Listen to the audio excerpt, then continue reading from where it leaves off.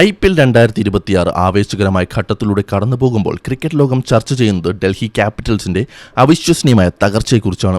Royal Challengers ബംഗളൂരിനെതിരായ മത്സരത്തിൽ വെറും 75 റൺസിന് ഡൽഹി തകർന്നു വീണപ്പോൾ ആരാധകർ ഒന്നടങ്കം ചോദിച്ചത് ഡൽഹിക്ക് എന്തു പറ്റി എന്നാണ്.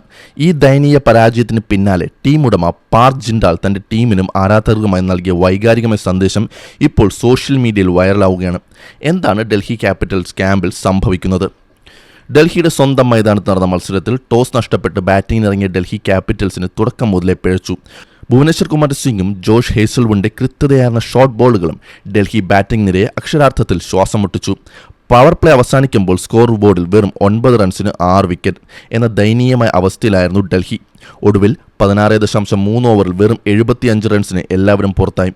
ഈ സീസണിലെ തന്നെ ഏറ്റവും കുറഞ്ഞ സ്കോറായിരുന്നു ഇത്. മറുപടി ബാറ്റിംഗിൽ വിരാട് കോഹ്ലിയും ദേവ്ദത്ത് പടിക്കലും ചേർന്ന് വെറും 6.3 ഓവറിൽ RCBയെ വിജയത്തിലെത്തിച്ചു. 9 വിക്കറ്റിന്റെ കൂറ്റൻ ജയം.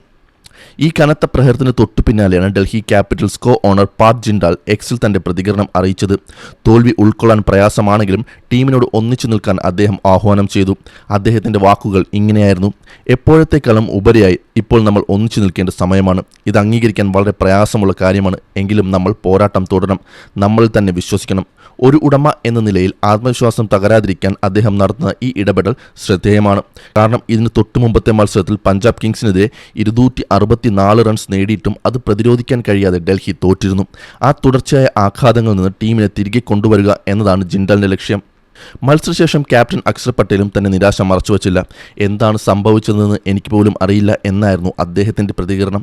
ക്രിക്കറ്റിൽ എപ്പോഴും ജാഗ്രത പാലിക്കണമെന്നും ഈ മത്സരത്തിൽ നിന്ന് വേഗത്തിൽ പുറത്തു കടക്കണമെന്നും അദ്ദേഹം പറഞ്ഞു. മുൻ മത്സരങ്ങളിൽ വരുത്തിയ ചെറിയ പിഴവുകൾ, ഉദാഹരണത്തിന് ഗുജറാത്തിനെതിരായ മത്സരത്തിൽ ഡേവിഡ് മില്ലർ ഒരു സിംഗിൾ എടുക്കാൻ വിസമ്മതിച്ചത്, അല്ലെങ്കിൽ കരുൺ നായർ ക്യാച്ചുകൾ വിട്ടത്, ഇതെല്ലാം ടീമിന്റെ മൊമെന്റത്തെ ബാധിച്ചോ എന്ന ചോദ്യത്തിന് ഇനി അതിൽ കാര്യമുണ്ടെന്ന് തോന്നുന്നില്ല എന്നായിരുന്നു അക്സറിന്റെ മറുപടി.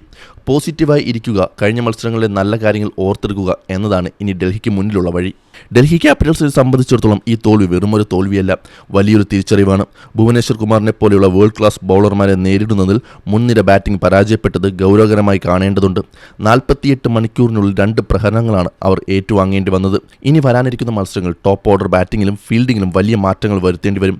പാർക്ക് ജിൻഡാൽ പറഞ്ഞതുപോലെ ടീം ഒറ്റക്കെട്ടായി നിന്നാൽ മാത്രമേ പ്ലേ ഓഫ് സ്വപ്നങ്ങൾ നിലനിർത്താൻ ഡൽഹിക്ക് സാധിക്കൂ.